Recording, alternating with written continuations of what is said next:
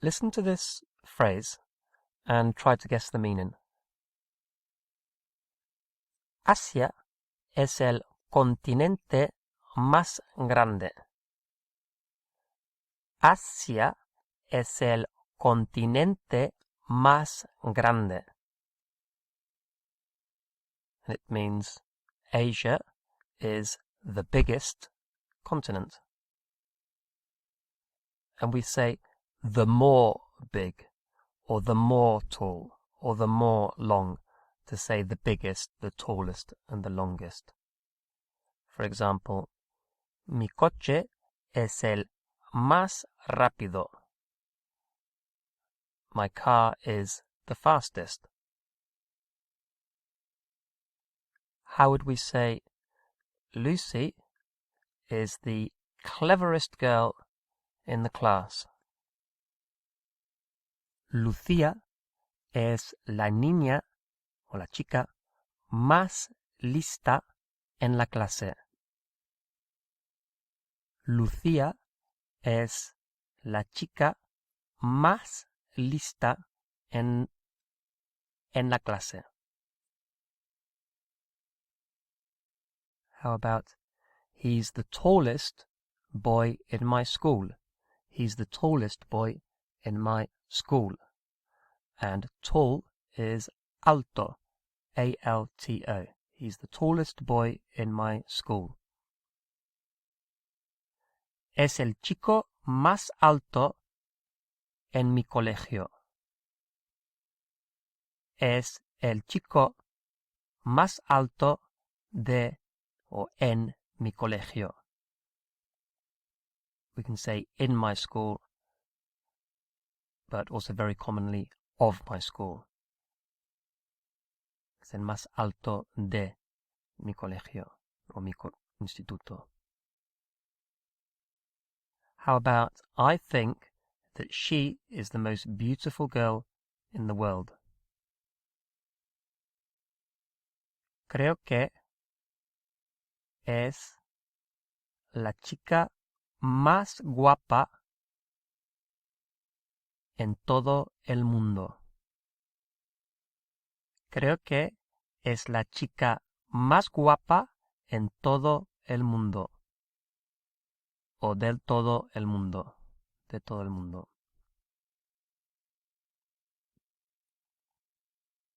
How about he's the richest man in the country. He's the richest man in the country. Es el hombre más rico en el país. Es el hombre más rico en el país.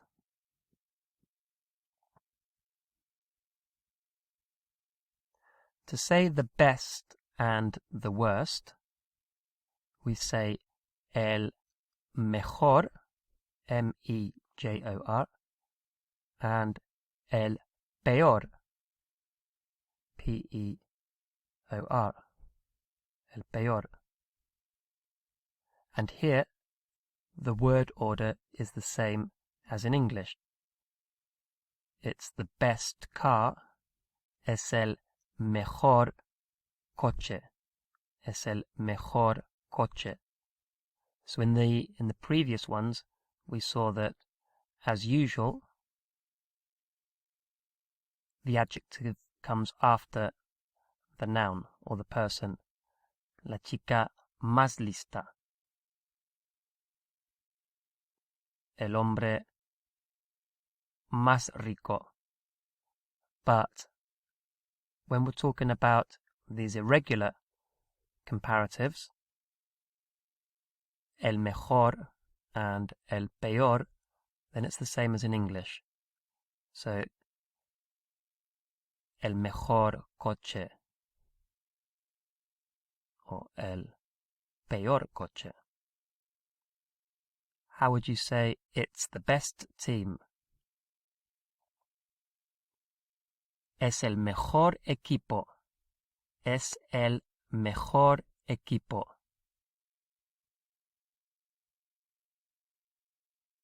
How would we say, I think that it's the best restaurant around here.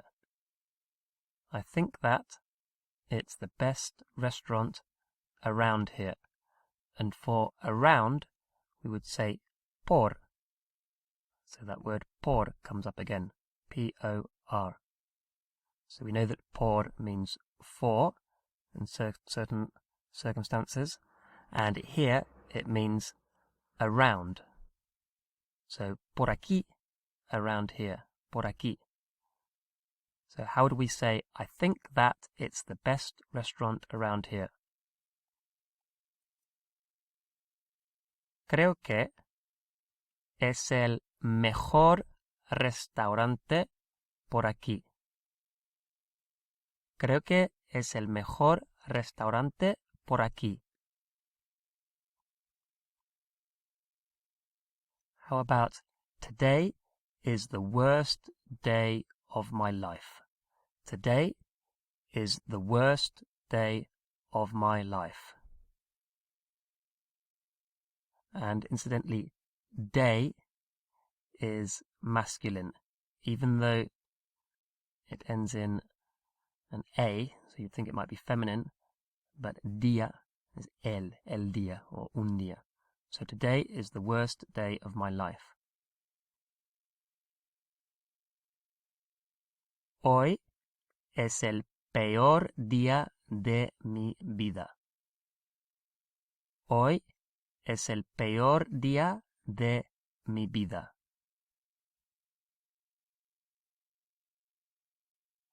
And it reminds me of an episode in The Simpsons where I think Bart says that, and Homer corrects him by saying, it's the worst day so far of your life, so far.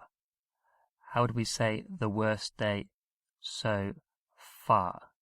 And so far is until now.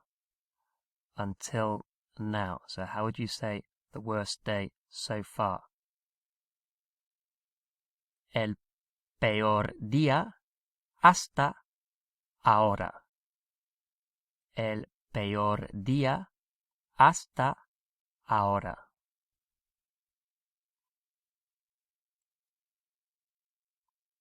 We know that before a feminine noun, we say una or la for a or the. So la puerta or una naranja. Now agua, water, agua, is feminine. So then why do we say un agua? Quiero un agua. I'd like a water. Or el agua. If the first letter of the word, the noun, is an A, and the stress falls on that first part, as in agua, then we switch to el or to un, and it's to avoid a double a sound from la agua or una agua, those two a's, una and agua. So it remains a feminine noun, it's still feminine, but we use un or el before it. So cold water, the cold water is el agua fría. So the adjective that follows is still feminine, but we just change it to el to avoid that double A. So el agua fría. And three more examples of this type of feminine noun is arma, which is the weapon, el arma, or un arma, a weapon. El ama de casa, the housewife, or un ama de casa, a housewife. And el aula, the classroom, el aula. Just a little aside, there's another word which sounds like aula, which is jaula. Jaula. That starts with a J. Jaula. And don't get them confused because jaula is cage. Una jaula is a cage. But un aula is a classroom. So don't get the classroom and the cage mixed up. How would we say, I don't have a classroom? I don't have a classroom. No tengo un aula. No tengo un aula. How would we say, I have the smallest classroom? I have the smallest classroom. Tengo el aula más pequeña. Tengo el aula más pequeña. So, el aula, to avoid the double A, but pequeña, because it's still feminine. How would we say, it's the most dangerous weapon that you can buy? It's the most dangerous weapon that you can buy. Es el arma más peligrosa que puedes comprar. Es el arma más peligrosa que puedes comprar. How about, it's not a weapon, it's my pen. No es un arma, es mi bolígrafo. No es un arma, es mi bolígrafo. How about, she's the prettiest housewife that I know. She's the prettiest housewife that I know. Es el ama de casa más guapa que conozco. Es el ama de casa más guapa que conozco. So, un or el. But if it's plural, we go back to the feminine or the.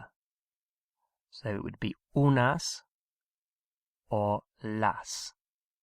And the reason is obviously you've got the S there, so you don't have the double A problem any longer.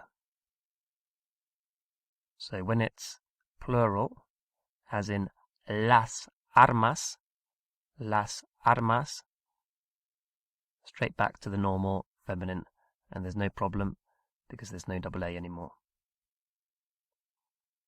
How would you ask, where are the weapons? ¿Dónde están las armas? ¿Dónde están las armas?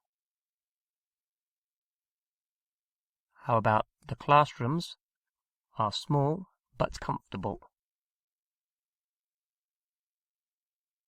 Las aulas son pequeñas pero cómodas. Las aulas son pequeñas pero cómodas.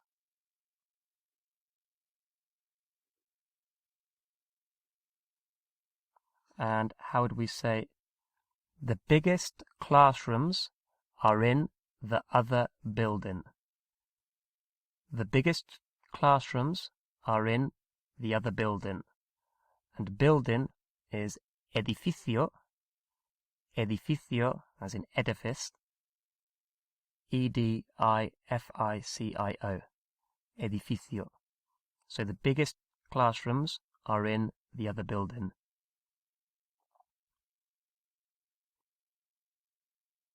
Las aulas más grandes están en el otro edificio. Las aulas más grandes están en el edificio, en el otro edificio.